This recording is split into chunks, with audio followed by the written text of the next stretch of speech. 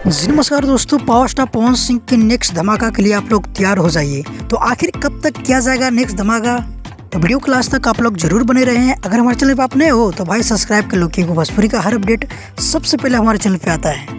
दोस्तों जो आप ये तस्वीरें देख रहे हैं, पावर स्टार पवन सिंह और साथ में क्वीन सालनी, जो कि एक नहीं बल्कि दो गाने की शूटिंग किया गया है। जी हाँ दोस्तों, और चौंका देने वाली बात तो ये है कि ये रंगदारी सॉन्ग होने वाली है और एक बहुत ही बेहतरीन सॉन्ग शूट किया गया है, जो कि वीडियो क्वालिटी भाई नंबर वन कह सकते हैं। वीडियो क्वालिटी में कोई भी कंप्रोमाइज नहीं किया गया है। तो दोस्तों वेट कीजिए, 1 से 2 दिन कल या परसों आप लोग के बीच पोस्टर को आउट कर दिया जाएगा, जो कि ग्लोबल म्यूजिक के जैक्सन से यूट्यूब चैनल से आने वाली है सॉन्ग। और दोस्तों साथ ही बता दूं कि गाना को टाइटल के लेकर फिर खुलासा कर दिया गया है, जो कि क्वीन सालनी